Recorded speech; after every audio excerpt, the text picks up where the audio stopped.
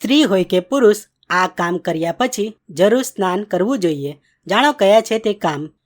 આચાર્ય ચાણક્ય ભારતના મહાન વિદ્વાનોમાંના એક હતા. તેમણે જણાવેલી નીતિઓ આજના સમયમાં પણ સુસંગત છે. આચાર્ય ચાણક્યે પોતાની નીતિમાં એક જગ્યાએ જણાવ્યું છે એવા કયા કામ છે જેને કર્યા પછી ચોક્કસ સ્નાન કરવું જોઈએ. આચાર્ય ચાણક્ય પ્રમાણે સારું સ્વાસ્થ્ય સૌથી મોટી સંપત્તિ છે, કારણ કે જો સ્વાસ્થ્ય સારું હશે તો તમે કોઈ પણ પ્રકારની સમસ્યા સામે લડી શકશો. આચાર્ય ચાણક્યએ પણ પોતાના પુસ્તકોમાં આને લગતી ઘણી નીતિઓ જણાવી છે. આચાર્ય ચાણક્યના મતે સ્નાન કરવાથી અનેક રોગો દૂર થાય છે. ચાણક્યે પોતાની નીતિઓમાં એવી 4 બાબતો વિશે જણાવ્યું છે જે કર્યા પછી સ્નાન કરવું ખૂબ જ જરૂરી છે. જાણો કયા છે તે 4 કામ. તેલ માલિશ કર્યા પછી. ચાણક્ય નીતિ પ્રમાણે તેલની માલિશ સ્વાસ્થ્ય માટે સારી છે. તેનાથી શરીરના છિદ્રો ખુલે છે અને ત્વચા પણ ચમકદાર બને છે.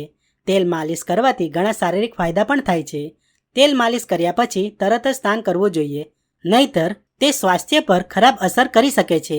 તેલ માલિશ કરવાથી જે શરીરનો મેલ નીકળ્યો હોય છે તે નાહવાથી તરત જ નીકળી જાય છે. અંતિમ સંસ્કારમાંથી પાછા ફરીને. હિન્દુ ધર્મમાં અગ્નિ સંસ્કારને લગતા ઘણા નિયમો છે. તેમાંથી એક સ્મશાન ગયા પછી સ્નાન કરવાનું છે.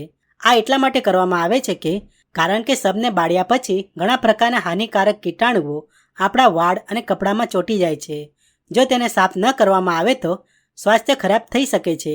તેથી અગ્નિ સંસ્કાર પછી ઘરે આવવાની સાથે સૌપ્રથમ સ્નાન કરો. રતિક્રિયા. સ્ત્રી હોય કે પુરુષ, બંનેએ પ્રેમ સંબંધ પછી સ્નાન કરવું જોઈએ. આચાર્ય ચાણક્ય પ્રમાણે રતિક્રિયા પછી સ્ત્રી અને પુરુષ બંને અશુદ્ધ થઈ જાય છે. આ અવસ્થામાં તેઓએ અન્ય કોઈ કામ જેમ કે પૂજા વગેરે કરી શકતા નથી. આચાર્ય ચાણક્ય પ્રમાણે રતિક્રિયા પછી અથવા સવારે ઉઠવાની સાથે જ સ્નાન કરવું જોઈએ. આમ કરવાથી મનમાં પવિત્રતાની ભાવના જળવાઈ રહે છે. વાળ કાપ્યા પછી. આચાર્ય ચાણક્ય પ્રમાણે વાળ કપાવ્યા પછી અથવા મુંડન કરાવ્યા પછી પણ તરત જ સ્નાન કરવું જોઈએ. વાળ કાપ્યા પછી નાના વાળ આખા શરીર પર ચોંટી જાય છે, જે સ્નાન કર્યા પછી જ શરીરમાંથી સાફ થઈ શકે છે. તેથી આ કામ પછી તરત જ સ્નાન કરવું જોઈએ. આ નિયમ મહિલાઓને પણ લાગુ પડે છે.